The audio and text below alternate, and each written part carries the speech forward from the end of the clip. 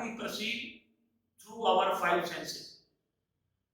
جو ہمارے اللہ تعالیٰ نے حواس خمسہ دیے ہیں، کان ہے، ہم سننے کا کام لیتے ہیں، آنکھ ہے دیکھنے کا، زبان چکھنے کا، ناک سونگھنے کا، اور ہاتھ ٹچ کرنے کا۔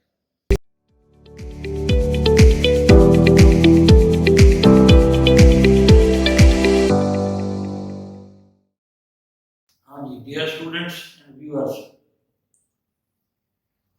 آج ہم جس ٹاپک کو ڈسکس کرنے جا رہے ہیں وہ پریکٹیکل نوعیت کا ہے۔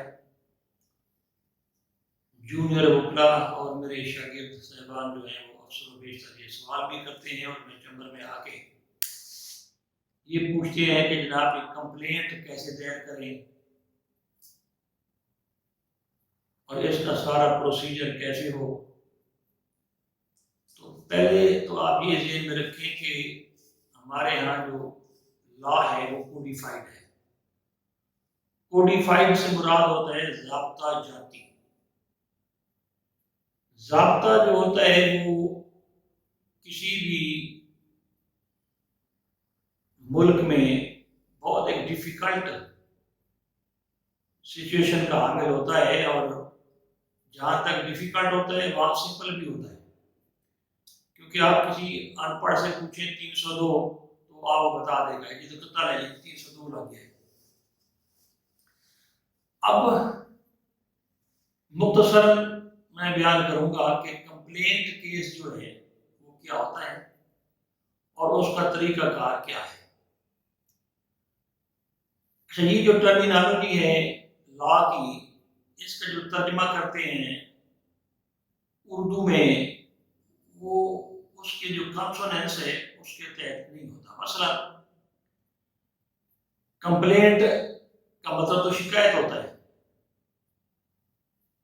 اور آپ اردو میں کہہ رہے ہوتے ہیں میں نے استغاثہ دائر کیا۔ کمپلینٹ کا مطلب استغاثہ، حالانکہ استغاثہ جو ہے اس کی جو بیسمنٹ ہے بنیادی وہ ہے غیث، فریاد کرنا، داد رسی چاہنا، اپنے دکھ کا مداوع چاہنا۔ اب آپ ادھر کمپلینٹ جب بات کرتے ہیں تو سمجھ نہیں آتی۔ کمپلینٹ سے مراد یہ ہوتا ہے کہ آپ نے کسی کے خلاف شکایت کی ہے اور بس۔ استغاثہ لفظ جو ہے یہ بہت گہرا لفظ ہے۔ اس سے مراد یہ ہے کہ آپ نے پکار بھی کی ہے اور مدد یا داد رسی یا کچھ چاہیا ہے۔ تو بہرحال میں نے کیونکہ آپ کو کمپلینٹ کیس سمجھانا ہے، یہ کس طرح سٹارٹ ہوا اور کمپلینٹ کا ترجمہ پھر استغاثہ کر دیا گیا، اور کمپلیننٹ کہتے ہیں کمپلینٹ کرنے والے کو، اور مستغیث کہہ دیتے ہیں اردو میں۔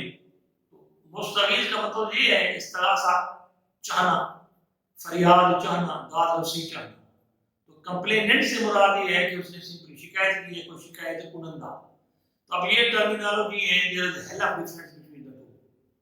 بہرحال ایک سسٹم ہے چل رہا ہے، پر میں آپ کو یہ سمجھاؤں گا کہ کمپلینٹ کیس کیسے دائر کیا جاتا ہے۔ میں اس کی گہرائی میں نہیں جاتا کہ پولیس کیس درج نہ کرے، فلاں نہ کرے، یا وہ غلط طور پر خارج کر دے۔ کچھ دفعات ہوتے ہیں قابل دست انداز پولیس ہیں، کچھ ناقابل دست انداز پولیس ہوتے ہیں۔ تو میں آپ کو سمپلی سمجھاتا ہوں کہ کمپلینٹ کے جو وہ دائر کیسے ہوتا ہے۔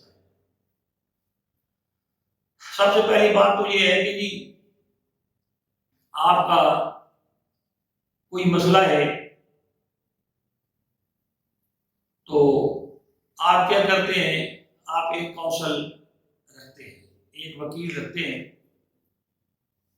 اور وہ CRPC یعنی قانون ضابطہ فوجداری کے تحت دفعہ 4 کے تحت ریڈ ود 200 CRPC 200 کے تحت آپ کا وہ استغاثہ، جسے انگریزی میں کمپلینٹ کہہ دیتے ہیں، وہ تیار کرتا ہے۔ جو فیکٹس ہوتے ہیں وہ اس میں لکھتا ہے۔ پہلی بات تو یہ ہے کہ آپ کا نام اوپر لکھا جائے گا کہ آپ جو کمپلیننٹ ہیں، مستغیث ہیں، آپ کہاں رہتے ہیں، کیا قوم ہے، ذات کیا ہے، اور رہتے کہاں ہیں۔ پھر ورسل یعنی بنام، وہ اس کا نام آئے گا جس کے خلاف آپ وہ 10 بندے بھی ہو سکتے ہیں، وہ ایک بھی ہو سکتا ہے۔ اس کے نام، پتہ جات، ان کی جو ڈسکرپشن ہے وہ یہ آپ لکھیں گے۔ پھر اس کی ہیڈنگ میں کیپشن جسے ہم کہتے ہیں، اس میں آپ لکھیں گے کہ آپ کی جو کمپلینٹ ہے، آپ کا استغاثہ ہے، وہ ہے کیا، یہ آپ اس کو مین کریں گے۔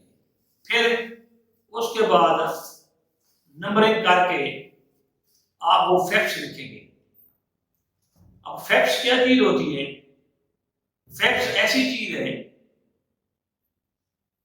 ایسے امور ہوتے ہیں which can be proved through evidence۔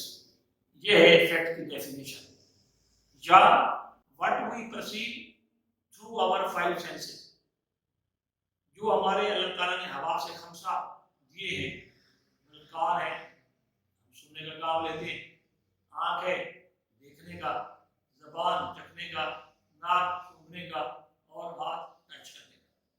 یہ 5 بٹس کہلاتے ہیں، 5 سینسز یا حواس خمسہ۔ تو یہ اپنے فیکٹس کے لیے، یہ تمام تر فیکٹس آپ دے کے اس کے بعد آپ کے سگنیچر ہوں گے، آپ کے وکیل کے سگنیچر ہوں گے، تو آپ پھر کیٹیگرائزیشن دی ہوئی ہے، مجسٹریٹس ہیں، 3rd class, 2nd class, 1st class, magistrate دفتیس، یہ ایک ہیرارکی ہے۔ اسی طرح سیشن کورٹس ہیں، اسسٹنٹ سیشن جج ہے۔ تو یہ سارا نظام جس کورٹ کا وہ ہوگا، آپ نے وہاں اپنا کیس طے کر دینا ہے۔ جج صاحب جو ہیں یا مجسٹریٹ صاحب، جو بھی صورتحال ہوگی، وہ اسٹڈی کر کے دیکھیں گے کہ واقعی آپ کا کیس بنتا ہے، تو وہ کیا کرتے ہیں،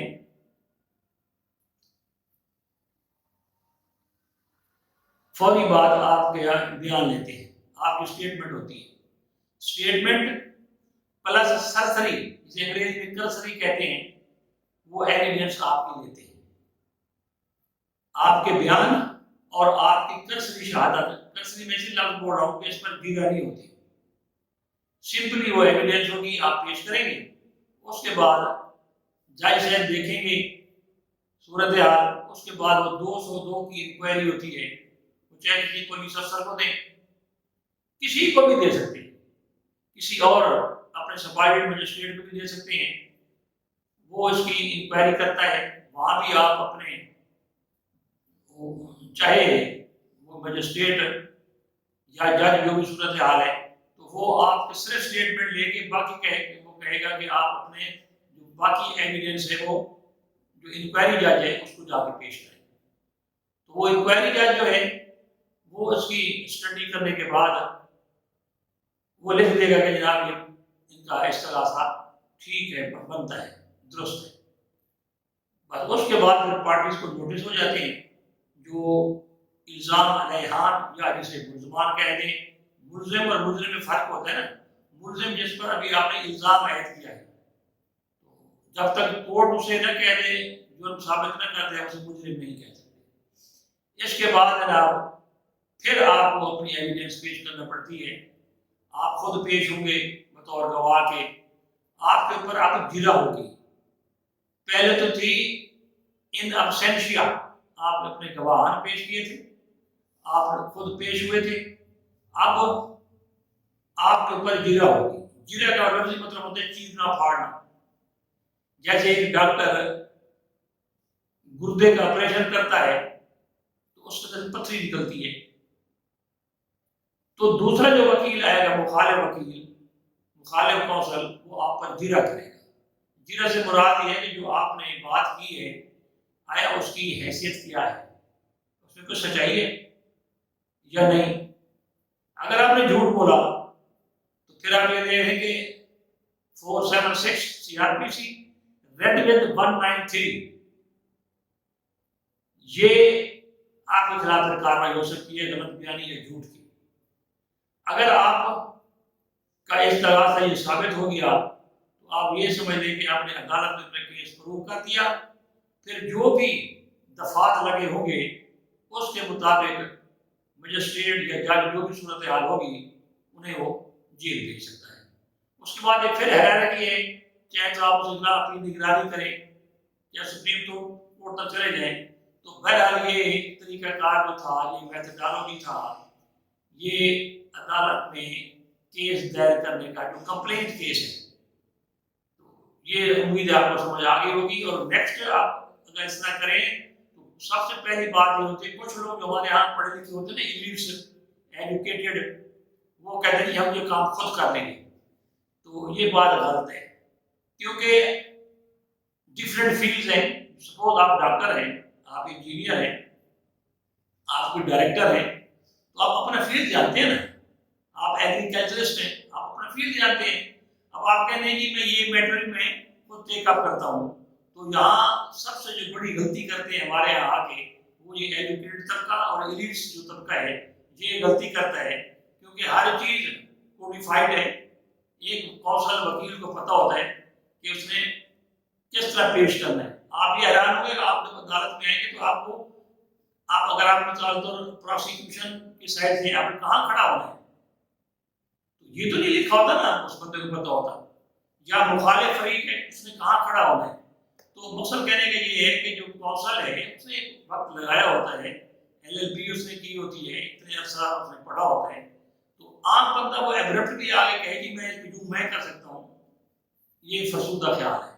تو امید ہے آپ کو میرا لیکچر پسند آیا ہوگا اور کمپلینٹ کیس آسان ہو گیا ہوگا۔ تھینک یو، شکریہ۔